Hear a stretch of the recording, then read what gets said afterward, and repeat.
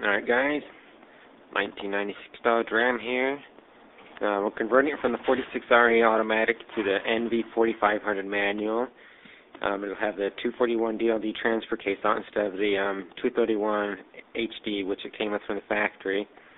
One of the first things I'll notice that somebody has rigged up right here a transmission cooler. It's not a factory one by any means.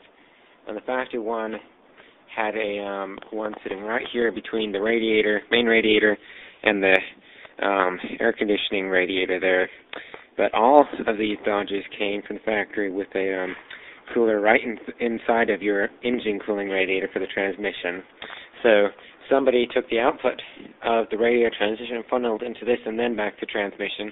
Not too bad. I'm sure it helped keep the transition cool, but it's kind of interesting. We put the lines down here. Right there, the lines that go over. So what I'm going to do for this right here is, I don't know how good the core is inside of the radiator itself. So as you can see, right down there, there's the hoses. That one comes up here to the radiator. And so I'm going to take that one right there, take that hose, and take it off the clamps right there. I put that on the radiator down there. That way we don't have to worry about if the radiator core for the transmission goes and starts getting coolant in, to worry about that spewing all over the place. Coolant lines, go strip out the coolant lines all the way back. They go underneath the engine there to the driver's side of the transmission. You can see I've got the air cleaner off right now because I needed to get back to the crankshaft position sensor. Why? You'll need a different crankshaft position sensor because it mounts differently on the manual transmission bell housing. I've got one here. I don't have the old one though. Manual transmission was part number CSS 601 from Napa, but it does have a different connector on there, so I have to figure that out yet. Now next, another thing here is right down there, I've got my light on it. It's got the I cut the shifter linkage right there, right where it comes out of the steering column. That goes down the transmission, that rod there. I cut that right next to it because you can't get those rubber grommets out easily. Then that, you just take it out with the transmission, because I'm ripping out everything I can from the automatic. The steering column might see that. You can see right down there, I don't know if you can see it on here or not, but between the starter, right above where the starter motor goes, is where the cooler lines go. They go back right to the transmission. In the cab here, I modified that cluster, instrument cluster there. As you can see, right there in the middle where the PRND selector goes, I took that out. I'll post a picture of that with the two screws on the back.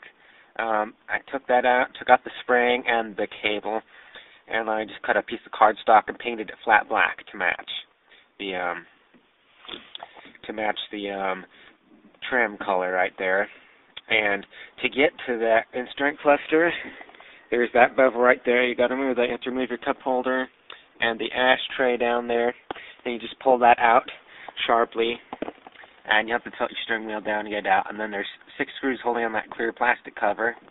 Now remove those, and then there's 4 screws behind that which hold your instrument cluster on. Pull it back. You have to disconnect 2 electrical connectors, 1 on either side.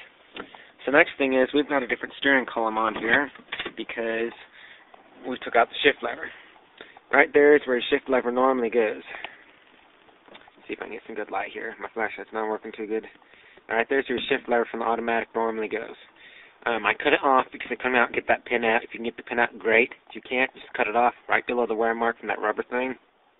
You have to take off the steering column cover there and the rear cover there to get to that. And to get that rear cover off, you have to take off the knee bolster. As you can see, I've got that off too.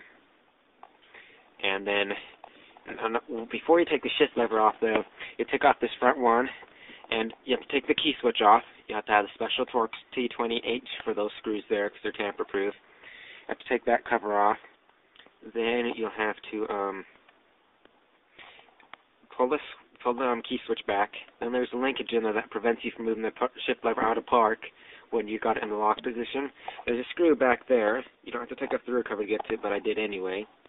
there's a screw back there. It's a Torx head, and you take that out. Then you pull the part up here. It's kind of got a little rectangle. I'll show it in a minute here. Pull that out, and then you go back there and pull the other part out, and then you're done with that. Put your key switch back in. Make sure it works good for sure. Dodge doesn't recommend it, but it's only because it's a theft prevention system. You don't need it on a manual. Right now I've got the floor. Got the shifter boot off the shift lever. Right there is kind of where the right where my beam focuses on the carpet. There's kind of where the manual transmission shift lever is going to go. I have to cut a hole because there isn't one there yet. Now, if you look under here, I've got my new pedals in. Hold on here. There we go. I got the new pedals in. You have to have the two smaller pedals. You don't have to replace the whole bracket. I got a bracket with it because that's the only way I sell them. Up underneath your dash, up here, up there, there's a pin in there. You can see it from here. You have to move the E-pin there on either side and pull it out. Kind of a trial and error thing. You have to get these pedals in there. They use the same shaft, but you have to make sure you get enough bushing spaces in there. And they got a little bit of free play in them. Not bad though. Then I think that's all on the cab. And there's a knockout in the back of the cab there. That's actually all the way over here. Right there, that's the knockout. You have to put that in there. That's about all I think for now. Oh yes, inside there you got your master. Got your master cylinder right there. Goes into there. Just twist in there. No special bracket or anything. And right there's your clutch cylinder reservoir. You have to pull that back. Right there you'll see that there's actually a mount there for it. I've got my air cleaner off like I said before. And that will go down to the transmission. Go down through there. Usually these have a neutral start safety switch on them, but I got a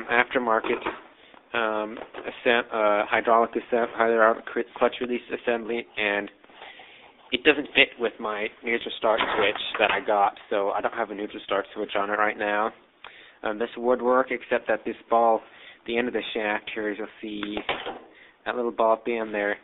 On the new one, it's got a shorter shaft right there, and it's got a much larger ball, so I won't go with the switch. So transition's getting ready to come out today. As you can see, it's going under there, transfer cage, transmission jack, all that fun stuff under there.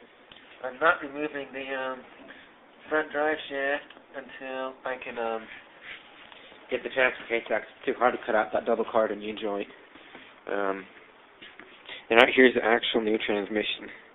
You can see the bracket on the back there. I got that stuff off of pedals.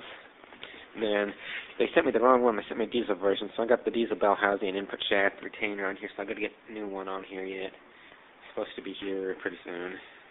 So that's not too hard to swap out. They just kind of like 4-bolt said their set instructions. So that's it for now.